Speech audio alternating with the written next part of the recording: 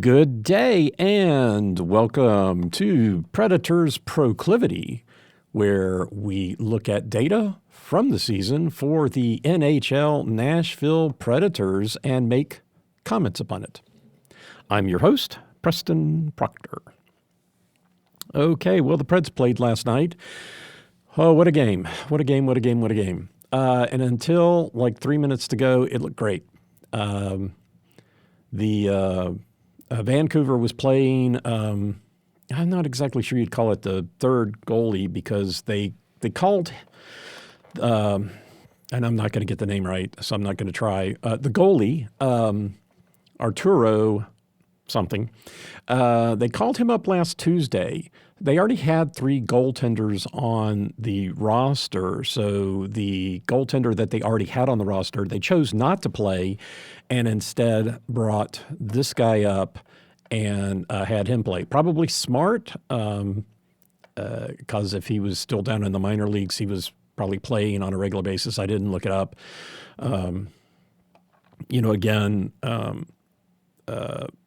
The announcers, or at least the preview announcers, thought that it would be a big advantage for the Preds, and I guess you can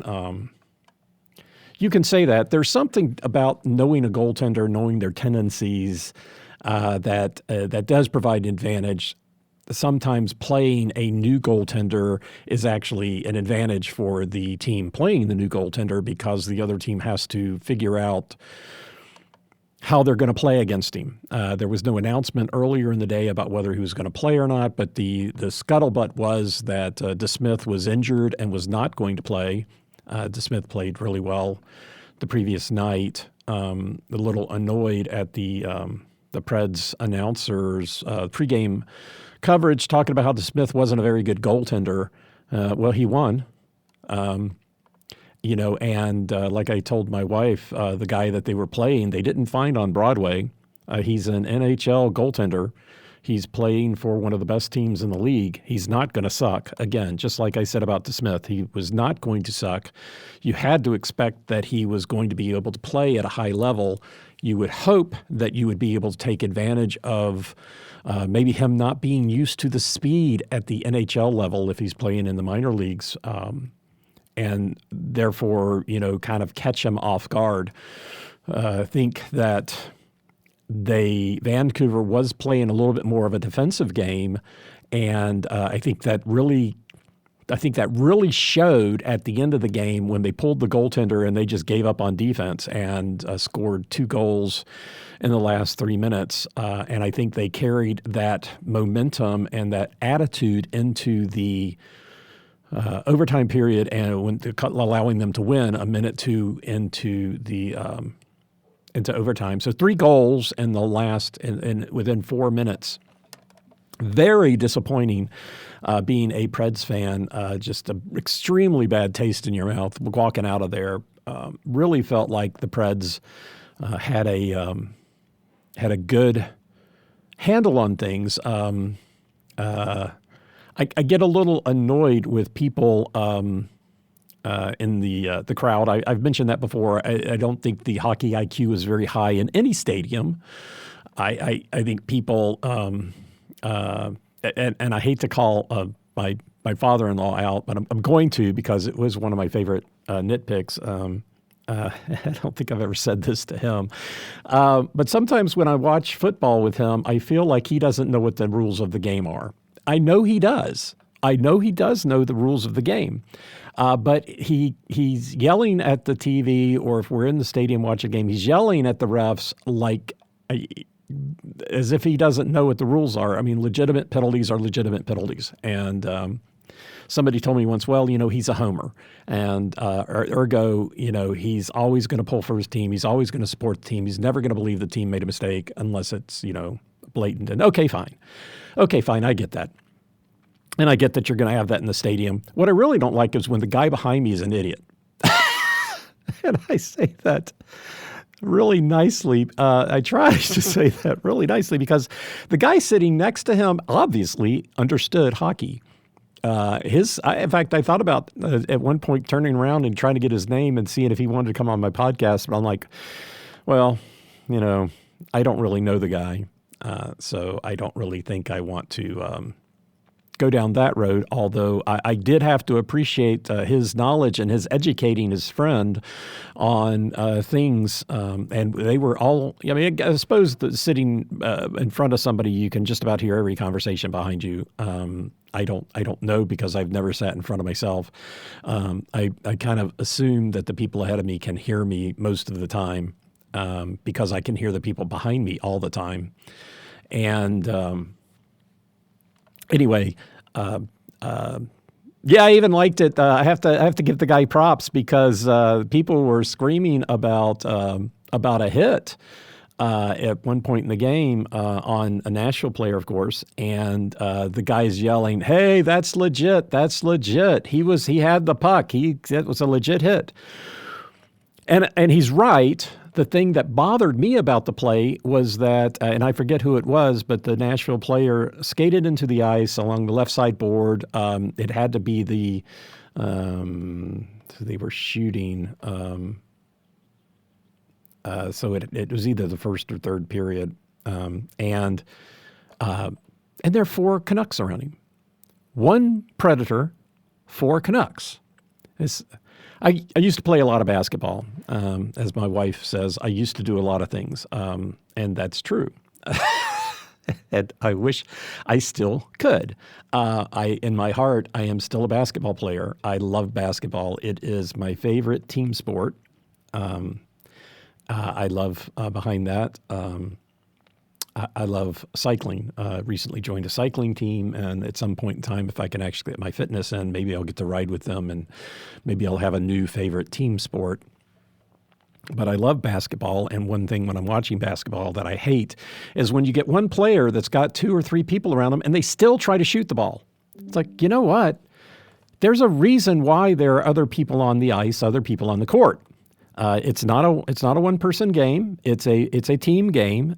So if you are skating down the ice and there are 4 Canucks around you, you could probably just about pass that puck anywhere.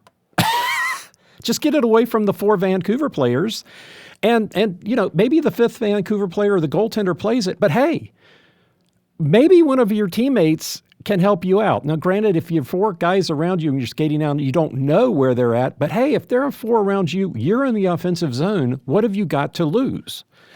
Now, the difference being if you know that you're taking the puck down for a line change and you know the people behind you may or may not be on the ice, then in that case, okay, fine. But that was not the case here. Guy kind of got breakaway, wound up down in the ice, and he got hit, and it disturbed him from the puck. I did have to laugh. I was trying not to be annoyed or pay too much attention to the people behind me, but they were rather loud. There was one case where a Predators player, and it was down on our side of the ice too, so it had to have been first or third period because they were on defense, made a hit. And the guy was like, "Oh, yeah, great hit." Well, he did not dislodge the puck from the player. The player kept going with the puck. I laugh sometimes because people think it's a big hit, and generally the force of the hit goes into the boards and it makes a loud noise. They did not hit the player or just glanced off the player, but you'll get a lot of screams and yells because there's a loud noise. And it's like, well, there was a lot of noise, but that really wasn't a hit per se. Anyway, I get a little, I'm particular about things like that. maybe more than I should be, but that's who I am. As I told my nieces, I believe words mean things, and why I couldn't be, anyway, so I don't want to go too far. I don't want this to be a really long podcast today because it was a very disappointing game last night. We thought, and at one point, the guys behind me were saying that they thought that that basically the Preds had gone to a 4 corners defense, and could have. I thought, their offense had not looked particularly good. I'll just say good. I can't come up with the term I want. In the game anyway. And so, they were kind of picking and choosing their opportunities. And at this particular point of the game, it was the third period. The Preds did have a 2-goal lead, and it basically, okay, I used to play tennis, and back when I was playing tennis in high school, a friend of mine finally noticed I'd usually beat him, but he would usually be out to a big lead, and I would play aggressively, and until I was down like 4 games, right? And so then there'd be two games left before I would lose. I wouldn't know. I don't remember my score was. If I was winning, I wouldn't change it, but I'd play fairly aggressively at the start, and then at some point I changed my game around to allow my opponent to beat themselves. It's like, okay, I'm not going to do anything real aggressive here. I'm going to make good shots. I'm going to try to put you in awkward positions and let you beat yourself. And that's how I'm going to come back and win. And it worked for me in tennis pretty well. And I think that's kind of the attitude that the Preds had. They were up by 2 goals, which meant Vancouver was going to need to score at least 2, which they did. And so, get the puck, put it back down on the ice, give them opportunities to make bad decisions, and then take advantage of it. So that seemed to be the attitude I saw, when they got the, say Vancouver iced the puck, which again, last night, the refs had to keep pulling people off the bench. They had to pull at least 3 guys back off the bench, maybe 3, maybe more. They were over there pointing at people and pointing at other people to get back on the bench, and people are arguing with the refs. And it's like, you know what? I just cannot believe that's not a bench minor. At some point in time, when the refs have to do this over and over again, they should be able to call a bench minor, because it is unsportsmanlike conduct for them to do that. They know what the rules are. The rules are, if you ice the puck, you can't make a personnel change. And yet there they are, icing the puck, making the personnel change. And in time, so I just, there we go again. And so in the end, every now and then the Vancouver would ice the puck, and the refs would call it. The crowd would cheer. I guess we were all getting tired of the fact that somehow they were able to wave stuff off. I don't know, again, how they were able to wave penalties off or icings off when they were deep inside the Vancouver defensive zone. The puck comes out, skate goes all the way down the ice, and somehow they waved it off. They wave it off as soon as it happens. I guess it went right by a Preds player that couldn't have touched it even if he'd wanted to, but yet there we go, waving it off immediately. But at the end of the game, they would call them, and so then the Preds would have face-offs down in the offensive zone, and they would take advantage of that situation. So I think they had a good strategy.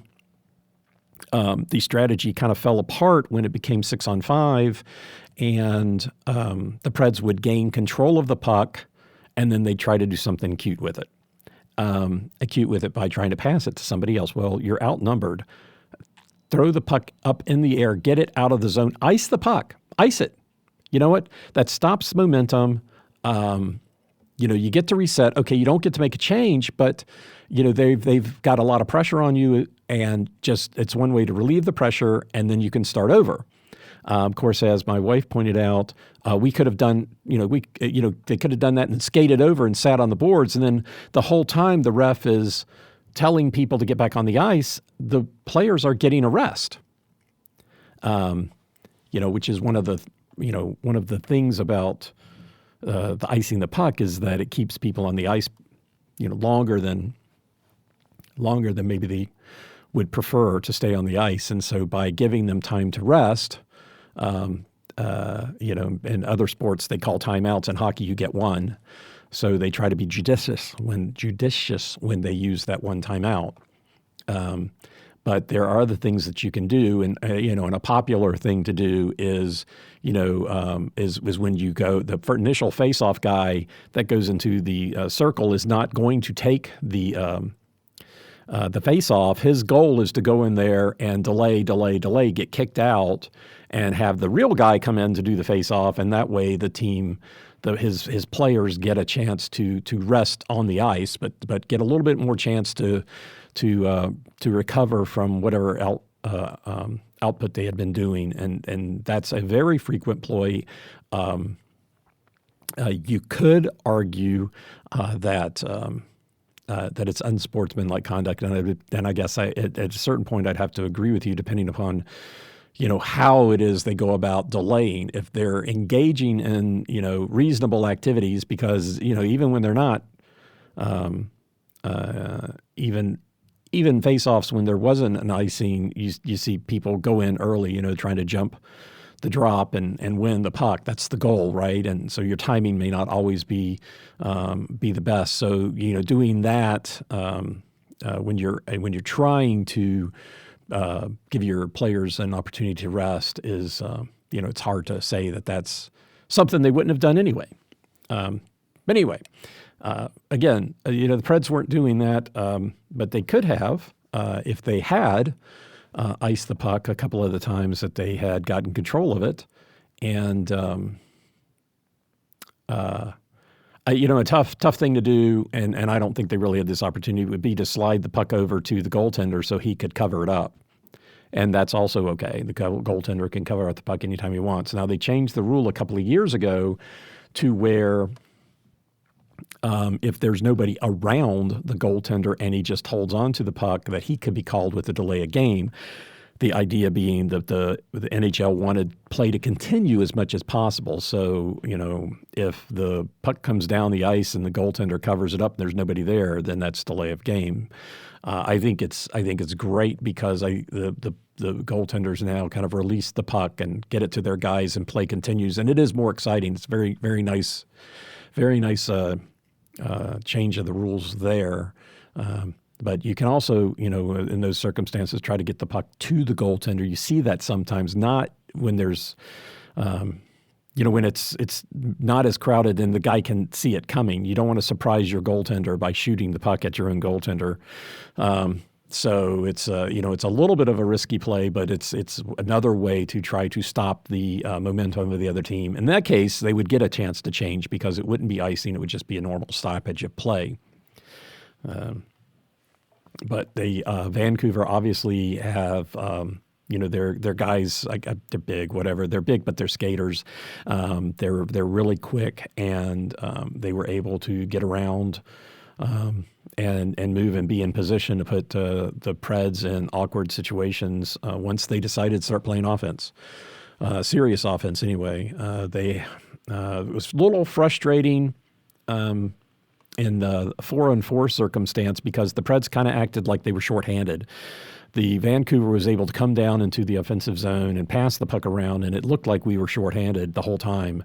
But it was even strength, and it's even strength. Match up, get on your guy. I know they're bigger, but they can't just knock you down if they have the puck. Now, of course, it's Vancouver in the NHL, so maybe they can. But I thought that the way that game, that particular special teams situation was poor, and I think. I think, again, the Preds last night had if they had worked on special teams between Sunday and Tuesday, when were they going to do it? Monday, I guess. I have my days wrong. Saturday and Monday. Sorry. Friday and Sunday.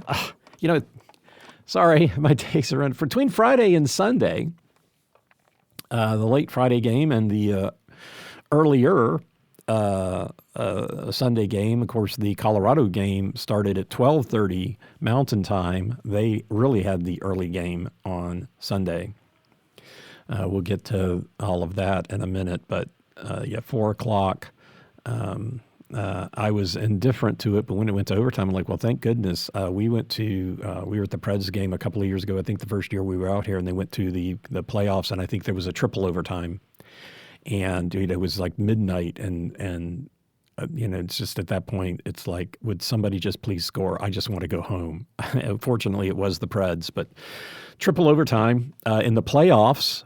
In the regular season, if the game is tied at the end of regulation, they have a 5-minute 3-on-3 situation Penalties do carry over. If there's a penalty that carries over, or if there's a permanent penalty that happens in that overtime period, it becomes a 4-on-3 or a 5-on-3, depending on how many penalties. 3 is the minimum number of skaters that they will have on the ice. So it could be 4-on-3, 5-on-3 if penalties happen or get carried over into the overtime period.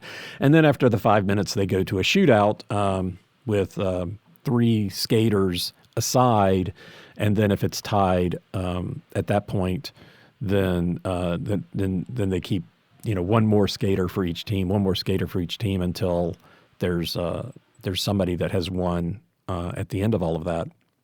Now, and the home team gets to pick whether they go first or second initially, and then they're always going second or they're always going first in the different rounds. I don't think in the NHL you can that a player can take multiple shots in the shootout. If it went long enough, I guess they would have to. Not exactly sure what the rules are. Interesting, watching the Caps play yesterday. Oshie plays for the Caps now, and famously in the Olympics, they don't have that rule. And the U.S. team went to a shootout in the Olympics, and Oshie, was it T.J. Oshie? I think it's T.J. Oshie. Went up every time. He was the only person doing the shootout for the U.S. team, and we won. He was amazing. He plays for the Caps now. Again, get to that in a couple of minutes, but that's kind of the format. But when it comes to the playoffs, normally it's an 18-minute intermission between in the regular regulation time.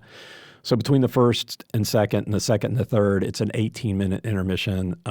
If they go to overtime, there's a 15-minute intermission, and then they play a full period. So another 20 minutes, and then if they're still tied, another 15-minute intermission, and then another 20-minute period until somebody wins. And like I said, it was third overtime in one of the Preds games that the Preds finally won. I think of the 2020 season, 2020-2021 season. I think that's right. It gets to be a little long when your game starts at 7:00 at night, and normally it'd be over at 9:30, 10, and then 15 minutes, 20 minutes, 15 minutes, 20 minutes, right? But the 20 minutes is not just 20 minutes; it's 20 minutes in stoppages, so it gets to be kind of long. When you go to overtime, I guess thankfully we didn't go that long last night. Unthankfully, it was Vancouver that scored, enabling that to happen. So, okay. So your playoff update. Let's go ahead and start talking about the rest of the teams, because it's my show and that's what I want to do. And I know you guys want me to do that too. Anyway, what we have is over the weekend. I don't remember which days this happened. I could look it up, but I don't think at this point anybody really cares what day it happened. But over the weekend, the Rangers won 4-2 in Washington, sweeping the Capitals 4-0. So that series is over. I thought the Rangers would win in 5 or 6. I think I'd said 5. It's 4. At least I was close. I didn't really watch much of those games. I was watching a little bit of one yesterday, and Ovechkin, I guess he had been involved, but it didn't sound like he was really contributing the way everybody thought he would. And, I think that's, a circumstance kind of like where the Preds are. The Forsberg line is the best line, and if you can focus on that and you can shut them down, however you do that, then, who is going to step up? And I think that's one of the problems that they have. Again, on defense, Roman Josi is a really good defensive defenseman. You can have very good defensive defensemen. You can have really good offensive defensemen. Or you can, I think it's rare to have somebody that's really good at both. Drew Doughty kind of is, but he's really a little bit more offensive than defensive. Alex Martinez, that used to play for the Kings, plays for Vegas now. Definitely more of a offensive defenseman. However, they're also really good at defense, very solid. But I know it's one thing I started wondering about last night in the Preds game when the Vancouver scored. They got the first goal, scored somewhat early. If Stastny was out, and I forget who they brought up to. They'd already brought the player up because I think what I had heard was in Milwaukee they weren't playing, so this particular defenseman they wanted to keep active, and so he had been practicing with the team over the last week. When Stastny went down the other night, he filled in last night, and I think maybe the timing of the defenseman and the awareness of where people were was probably a little shallow at the start of the game, and Vancouver was able to take advantage of that, unfortunately, and got the first goal. But that's how, that's kind of how it goes. These Forsberg and Josi can't play the entire game. We did have another really good defenseman last year, and they just let him go last year, and I'm just struggling to remember the name. Sorry, should look this stuff up beforehand, but I kind of really don't know what I'm going to talk about till I get in here. I know I'm going to talk about the game, and who knows where it's going to take me. But that's where I got. That's where I wound up. So the Rangers have swept the Capitals in 4, so they are waiting. They are waiting on the Rangers are in the Metropolitan, so they will play the winner of the Metropolitan 2, Metropolitan 3 matchup, which is the Carolina Islander matchup. If you remember, Carolina was actually number 2 in the Eastern Conference, but they are the 3rd team in the Eastern Conference because they are the 2nd team in the Metropolitan. Carolina lost to the Islanders the other night in double overtime, and I think that was Saturday night. I thought there was a couple of Hurricane fans at the game last night wearing the 3 flag jerseys, which are just beautiful. I think that's really, really neat. Carolina has really embraced the hurricane theme. I've been to a game in Raleigh. I've said before, I have a little sign, Carolina Stanley Cup.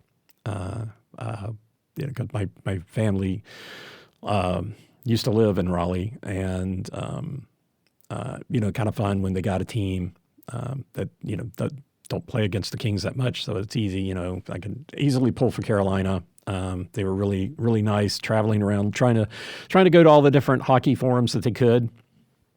Very nice people. Had a very nice conversation with them. Unfortunately, Carolina did lose in double overtime, 3-2 in Game 4. So they're back in Carolina tomorrow, Tuesday. And if there is a Game 6, it will be Thursday in New York. I picked the Islanders in 6. I thought the Islanders were coming in hot, and that's not going to happen at this point. But doesn't mean Islanders aren't going to win. It didn't say I was pulling for them. I just predicted it. I just thought the Islanders were playing really well. But anyway, the Rangers are now waiting. Now they get to rest. There's some argument on whether resting a long time between series is good or bad. Some rest is good, a lot of rest, not always. You can kind of get out of playoff mode mentally if you sit too long. But they are waiting on the winner of Carolina, New York Islanders. And again, their next game is tomorrow night. That will be Game 5. Carolina's up 3-1. In the other matchup, one of the other matchups in the East, Florida and Tampa Bay. And over the weekend, Tampa Bay got a win. Florida had been up 3-0, just like Carolina and just like the Rangers. And the Rangers swept, and Florida and Carolina all lost to their opponents. So Tampa Bay won 6-3 over the weekend. Florida is still up 3-1. They play tonight in Florida, in Sunrise, Florida, right? Sunrise, Florida. Which I think that's somewhere down near Miami. I always forget where Florida is at. I always confuse them with with some other team. I always think they're somewhere around Gainesville, but they're not there. They're down around they're near the Cape Canaveral and the Space Coast. They're down in the Space Coast. But anyway, so Game 5 of the Florida-Tampa Bay series is tonight. Florida is winning 3-1. I did pick Florida in 7, but Game 5 is tonight. Game 6, if needed, would be Wednesday. Florida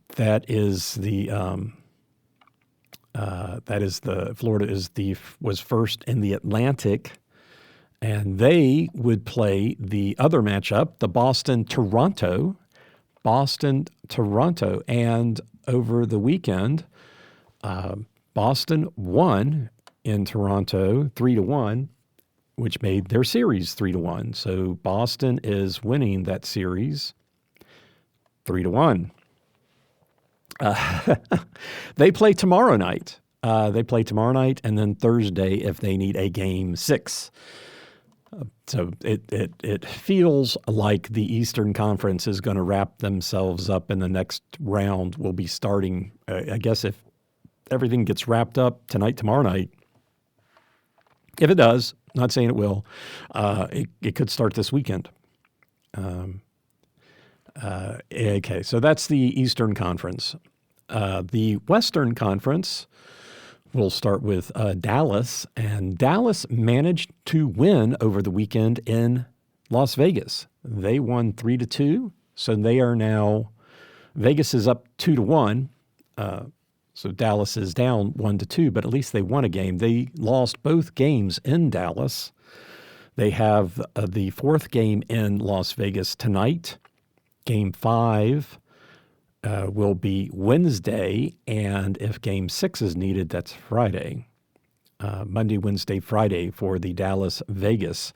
Tonight will be in Las Vegas. Wednesday will be back in Dallas, and then Friday in Las Vegas. We'll see how that works out. I had Dallas in 5 or 6, and it's not going to be 5 at this point. I think I warned you guys. I'm very bad at this. Vancouver Nashville is 3-1. Their next game is tomorrow night, and then if Game 6 is needed, would be Friday. So Game 6 on Friday there. Game 6 for Dallas Vegas would be also on Friday. And then the number 3 Winnipeg is 1-2 as Colorado managed to win 2 games, the last 2 games. So Colorado is up 2-1. Very, very surprising. Or 1-2. Colorado is up 2-1. They won 6-2 over the weekend. They won 5-2 in Winnipeg. In the second game in Winnipeg, remember the Jets won the first game 7-6. I thought that was going to be the series most likely to be a sweep. I guess I should have picked the Rangers, but historically, as I was talking to somebody over the weekend who was a Bruins fan, and the Boston had a really great team last year and didn't go anywhere with it. Being the President's Cup winner, the team with the most points in the NHL, is usually not a sign of success in the playoffs. It's very strange. But that's how it works out there. Very few President Cup winners. Now, the President's Cup itself has only been around since, I think, in the 1980s. in the playoff formula. An upcoming segment on the history of the NHL divisions and trophies. Trying to figure out how to make that interesting. I think I've got a handle on it. And I might have more time on my hands after tomorrow night to do all that. But anyway, Colorado is up 2-1 over Winnipeg. They played last night.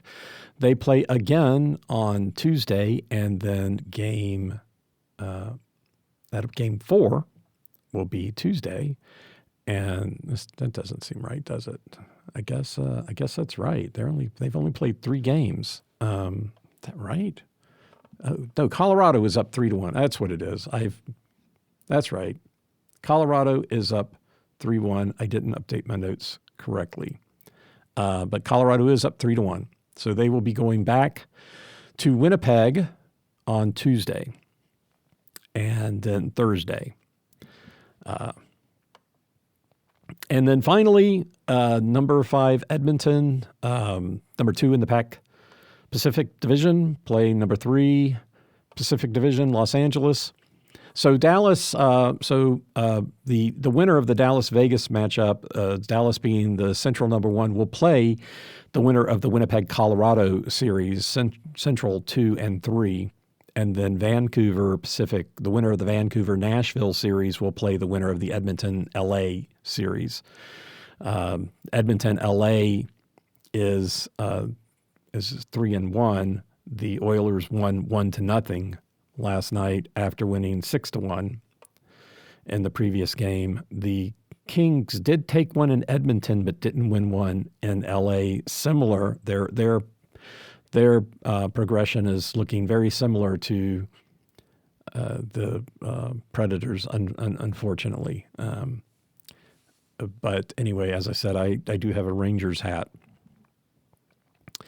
Okay, so that's your overall playoff update.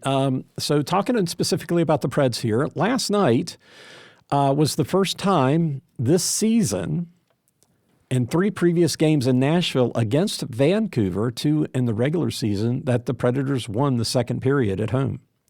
Had not won the second period, so I thought that was amazing. I could not wait for the second period to be over. I kept trying not to say anything about that during the period, not wanting to jinx it. But they did win the second period at home. It is also the first time the Predators scored more than 2 goals at home against Vancouver, and it's the first time they had a lead over Vancouver in Nashville. Their history with Vancouver this season has not been very good. In the regular season, they lost all 3, 2 in Nashville, 1 in Vancouver. Overall, they do have a win in the playoffs in Vancouver, so they are now headed back to Vancouver. And for tomorrow night, they have good memories of the last game in Vancouver. I hope they can leverage that a little bit more. Overall this season, when they lose 2 periods like they did last night, they are 1-11. Of course, last night they went to overtime, so they lost 2. They did win 1 and they tied 1. When they only win 1 at home, they're 6-8. 6-9 now, I guess. And then when they tie 1, they're 12-11. None of those numbers look particularly great, and neither did the outcome of last night. Coming up tomorrow night, the third away game, and against the Canucks in Vancouver this season, they did lose the only regular season game.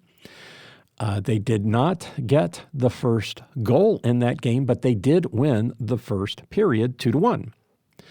Vancouver went on to score 2 goals in both the second and the third. The second goal in the third period was an empty netter, and I noted this. Lankinen was in goal. I don't know that really mattered on the outcome. But one thing that was interesting when I went back and was reviewing it, but Anthony Beauvillier had 2 assists in that game. Anthony Beauvillier at the time was playing for Vancouver. He now plays for Nashville. He was traded to Chicago at the end of November, I think November 29th, for a 5th round 2024 pick. And then at the trade deadline, the day before, March 7th, he was traded to Nashville for a 5th round 2024 pick. There you go. He's playing really well for the Preds, a good pickup for them. And he had 2 assists back in Vancouver against the Preds back in November. Interesting. Okay. Also in Vancouver against the Canucks, they have won the first period in all of the games, but they lost 2 of them. They lost the third period in the first 2 games, both of which they lost. In the first game, they lost they lost the second period as well. In the first game in the playoffs, they tied the second period. And then in the playoff game, the last game in Vancouver, they did win all 3 periods, which it's hard to lose when you win all 3 periods. And so some overall statistics about the Predators on the road. They do have a 16-goal scoring advantage in the first period. In the second and third periods, they are outscored by 1 and 3. But very close, but a 16-goal scoring advantage on the road. Most likely when the Preds win, the winning goal is in the third period, 42%. Overall, on the road, for either team, it's 41% in the third, so it's not dramatically different right around it. Overall, on the road and away, it's 33% in the third period. So it's a little bit of an anomaly that on the road, a higher percentage of the winning goals are in the third period. But for the opponents, it turns out it is 65%, and it's the second period. So on the road, 65% of the games when the Preds lost, the opponents got the winning goal in the second period.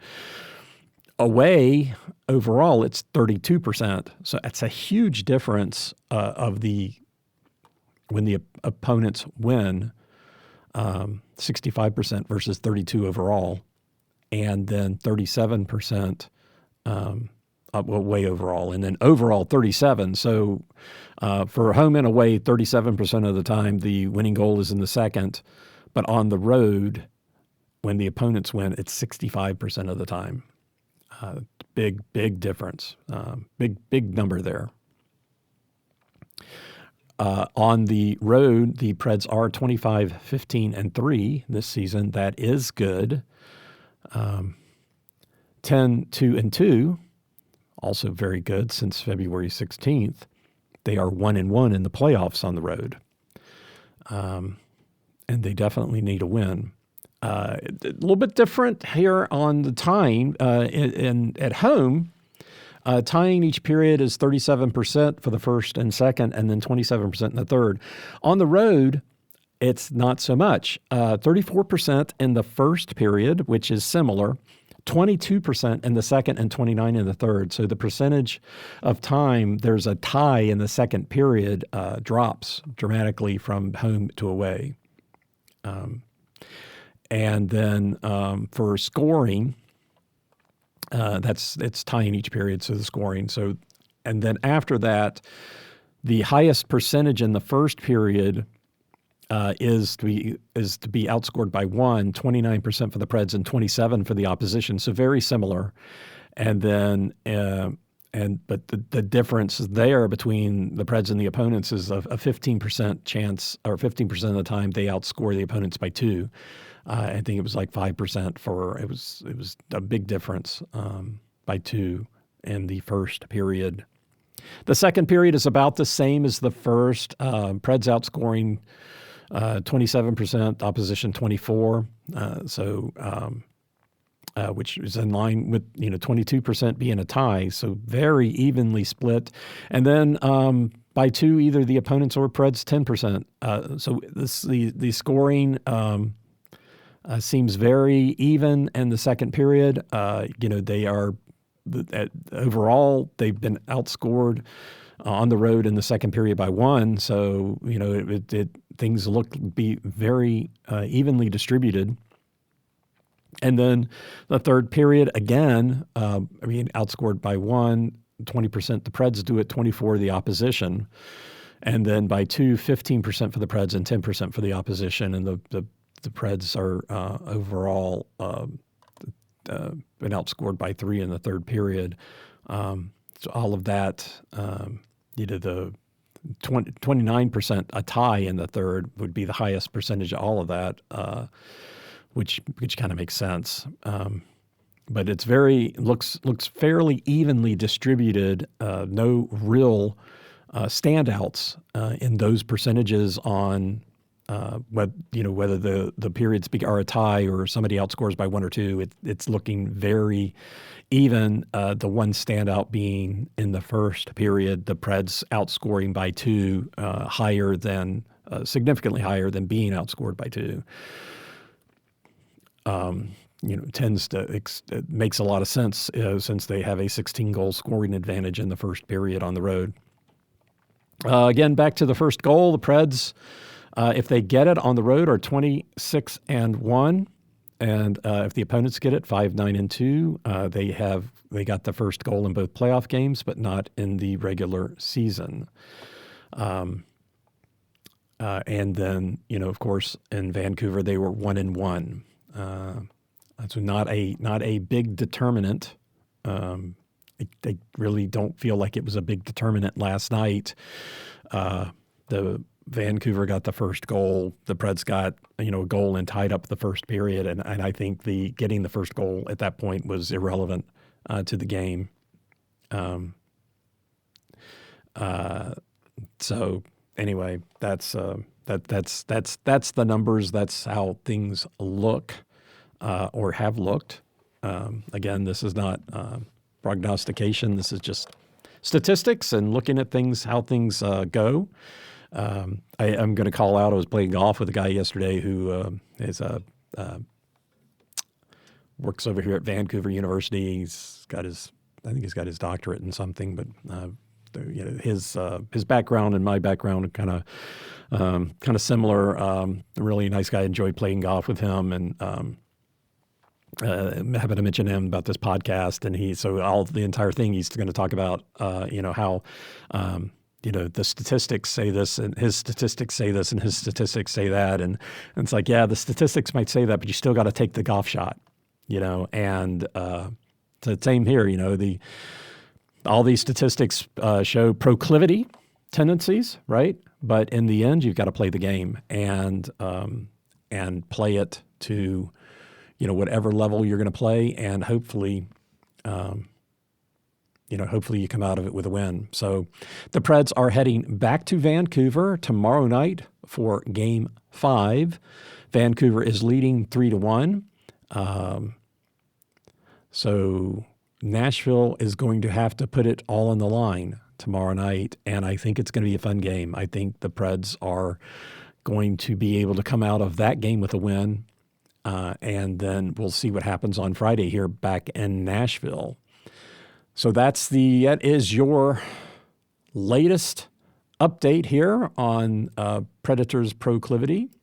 Thanks for listening. You have been listening to Predators Proclivity. I'm Preston Proctor. Have a great day, everybody.